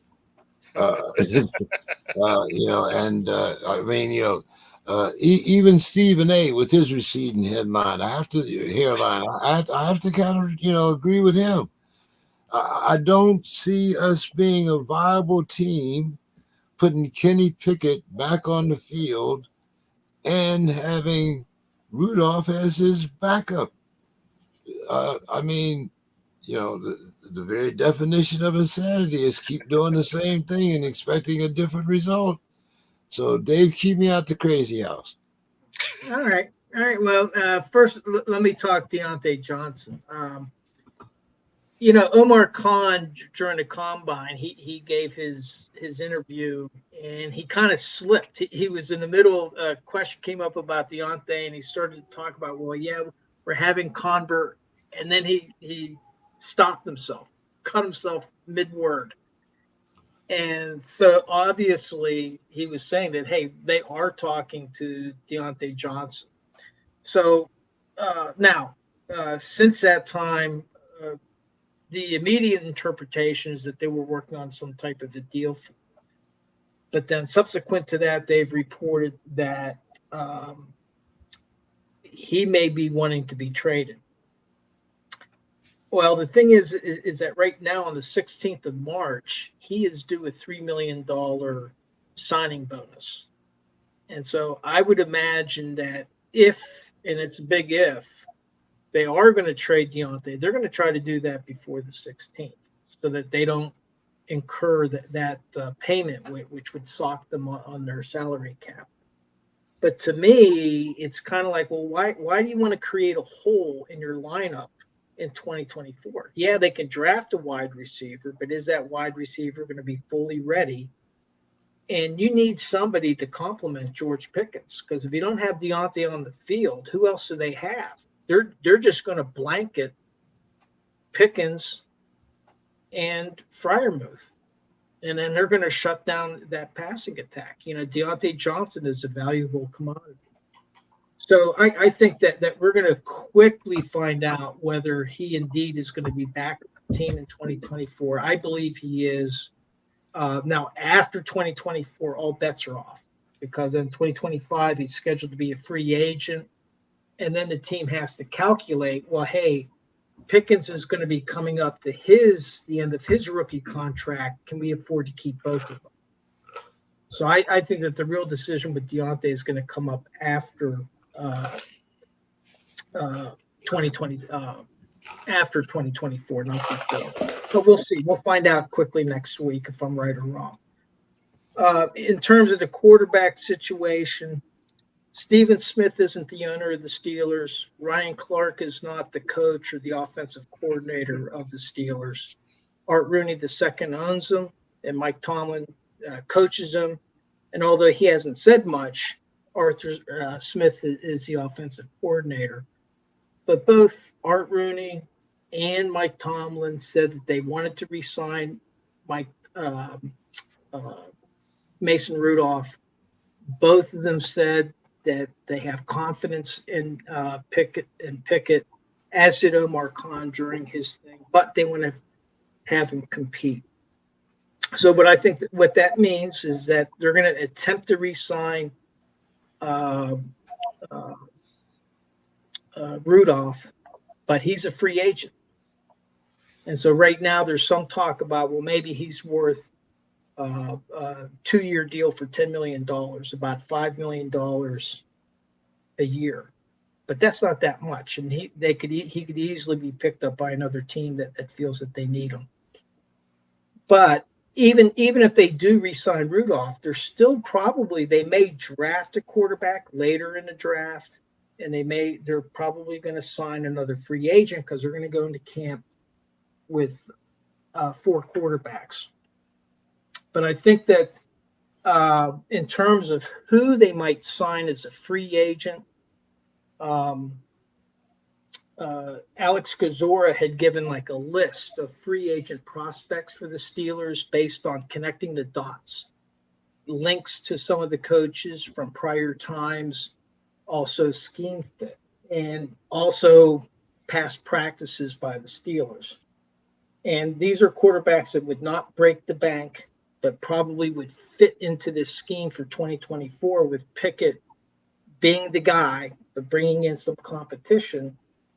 And you have Sam Darnold, who was with San Francisco last year, Drew Lock from Seattle, Jacoby Brissett from Washington, Ryan Tannehill because of his link with Arthur Smith from Tennessee, and Easton Stick from the LA Chargers, who was their number 3, but their new quarterbacks coach came from the Chargers. So that's why Easton Stick is on there. Not fancy names, but that's who Pittsburgh is likely going to sign, somebody like that. And I don't see a trade for Justin Fields, although everybody says that, hey, he's becoming more affordable, in part thanks to Caleb Williams, in part by lack of interest from other teams. But if they were to trade for Justin Fields, then I think that they have to cut bait with Kenny Pickett now. And then you have another question mark: is he really the guy? Because he's had so many turnovers. So that's that. For all these other quarterbacks, defensive backs, Alex posted he had 49 prospective free agents, because the Steelers, they're always known for building through the draft, and that's really become kind of a myth. The Steelers for the last several years have been signing free agents all along. just not the high name guys. But one of the positions you didn't mention is punter, because they cut Presley Harvin. Yeah. So 3 of the punters that they might be looking at are Tommy Tonson from Kansas City, Braden Mann, who was on the roster to begin with at the beginning of the season from the Jets, or Corey Bohorquez from Cleveland. So those are 3 possibilities. I got like 40 names here. I could go through them all, but No. I think that would be kind of boring. But there's plenty. I think a couple of names to highlight on the defensive line. Javon Kinlaw from San Francisco. Now, this could all change if the teams re-sign their own players. Yeah. But Javon Kinlaw is a possibility. There's talks about maybe Jordan Brooks from Seattle at linebacker, because that's a hole that they need to fill.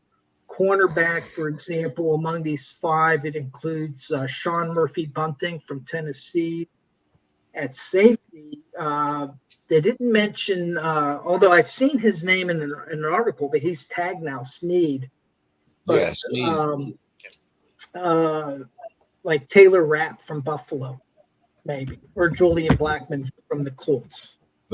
So there's a lot of names in the mix, and I would anticipate that the Steelers are going to be signing some free agents, but not the high-end free agents. Dave, I want you to go back to that quarterback list. Then I want you to add the 2 quarterbacks in competition from the Steelers. And I want you to tell me which of those quarterbacks do you think makes us able to compete with the Ravens, Lamar Jackson, Cincinnati, Joe Burrow, and on a good day, whoever the hell is quarterback in the Cleveland Browns, even if it's me.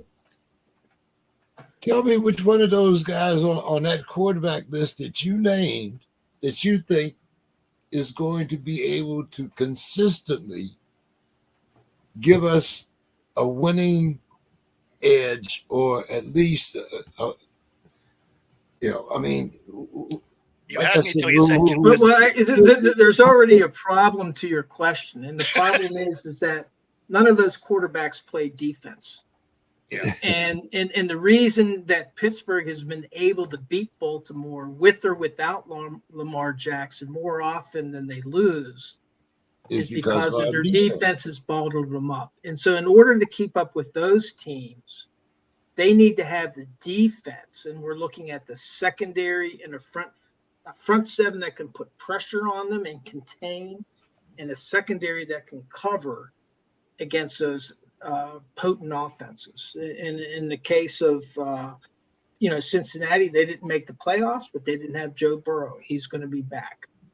Defense. In the case of Lamar Jackson, he demonstrated what he can do by staying healthy. Again, what you need to do to control them is defense. But let me finish, James. If you have a quarterback that can avoid turnovers, that's why I don't like Justin Fields. What Kenny Pickett did do good, he didn't throw a lot of touchdowns, but he protected the ball. He didn't turn it over. I mean, he didn't have the ball a lot. And in order to succeed in the AFC North for Pittsburgh, they have to have the defenses that can contain those offenses. But you have to be able to put points on the board. You got to put points. You have to put more. You have to put more points than the other team. Right. Okay. If they score 9, you got to score 10. If they score 24, you got to score 25. And Pittsburgh's demonstrated that they can do that with Baltimore. And so right now, with Kenny Pickett, they're at the end of their evaluation form. One is, the issues with Kenny Pickett. The primary one is staying healthy, staying on the field. He's had several concussions, and he's gotten hurt a couple times, forcing him to miss games. Number two is he bails out of the pocket too often. And number three is that some of his passes haven't quite been on target, questioning his arm. But the people that are on the Pickett side, because there are those Pittsburgh fans that are, well, they look at the offense that he was having to operate in. And in one metric, they were saying that Pittsburgh had the 28th easiest offense to defend against. In other words, the defenses didn't have to work very hard to contain the Pittsburgh's offense, not because of the quality of the quarterback, but because of the simplistic scheme that they had. It was too easy. Yeah. And that zone coverage they couldn't penetrate it, because what Canada's offense focused on were curls and these short routes that the zones just kind of ate up, and they weren't penetrating it. So they're going to give Pickett 2024 to see if he's the guy. I mentioned it in our traffic before, between Terry Bradshaw and Ben Roethlisberger. Yeah. Pittsburgh had 13 starting quarterbacks, 13 quarterbacks that started games over a 20-year period. I'm hoping that that's reduced. Right now, since Ben retired, you got 3 quarterbacks that have started games for Pittsburgh: Trubisky, Rudolph, and Pickett. Now, are they going to have to go to a 4th or a 5th in 2025? They might, but I think what they're looking at is they want to see if Pickett can perform under a new offensive scheme. And with the quarterbacks I named, and this is who Alex had listed here, the idea with these guys are basically as backups to support him, and Rudolph being his primary competition. Yeah. I'm tired of 10-7 seasons. I don't want to win a season. I want to be the team that beats Kansas City, or at least has to play them to go to the Super Bowl. Well, so, I mean, there are guys that are saying that Pittsburgh should trade for Fields and then use their first-round draft pick on a quarterback, which I think is a big mistake, because you might be passing over a center that you really need. They have a lot of holes, and you named them. Yeah. You can get Wilson. Offensive line, defensive tackles. They got a lot more holes. You can get Russell Wilson cheap. Hey, I mean, there's a lot of people in Russell Wilson's, that would like to see him because they want immediate results, but he's not a long-term solution. He's not. No, and I don't think Pickett is either. I think if you're going to try Pickett for 2 years, get Russell Wilson on the pick. Pickett has more potential upside than Russell Wilson. Then let him sit back and learn 2 more years. But if you're going to keep him, we'll see how that turns out. John, I know you've been back there kind of quiet for a while. I want you to give us your final thoughts for the evening, my man. Okay, final thoughts. So I've been putting this together in my head all week. So first of all, congratulations to Caitlin Clark for becoming the all-time scorer in basketball. But there's a big Beyonce butt coming up. Kim Kardashian butt. Okay, so let's revisit Pistol Pete Maravich.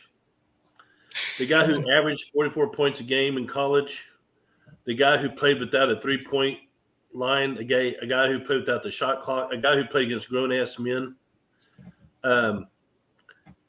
There's a coach at LSU, I can't remember who it was, but he went back and watched all these games of Pistol Pete. And whereas if he had the 3-point line, he would have been averaging 56 points a game. 56 points a game. That is unbelievable. Oh, and freshmen were allowed to play back in the 70s when he was playing. Freshmen were allowed to be varsity. So Caitlin Clark's had 4 years of varsity. Pistol Pete had 3. Caitlin had a 3-point line. Maravich didn't. Caitlin had a shot clock. Maravich Pistol Pete didn't. Caitlin played against women. Pistol Pete played against grown-ass men. So, in my opinion, not taking away from Caitlin Clark, but Pistol Pete is the scoring leader in NCAA. Period. End of story. That's my final thought. That's a nice one. In Pete Maravich, born in Aliquippa, PA.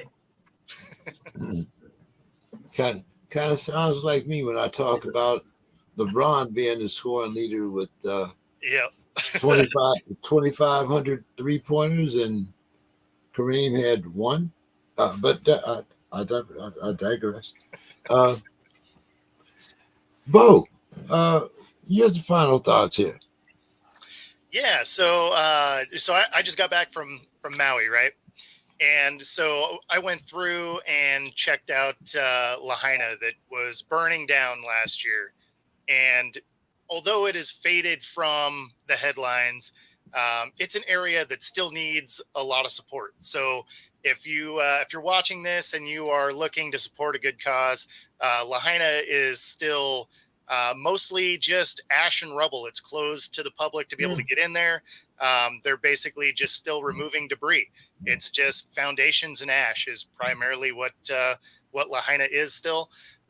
So anything that you can do that can help the area, obviously, would be greatly appreciated by the people. Because again, it's no longer a headline because it's not on fire anymore, but the destruction is very much still there.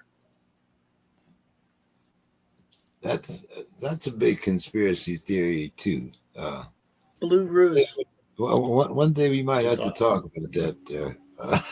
Yeah, especially if you go back and there's a bunch of hotels and stuff on that property. There is that. There's a lot of things that are spray painted around the area that says Lahaina is not for sale.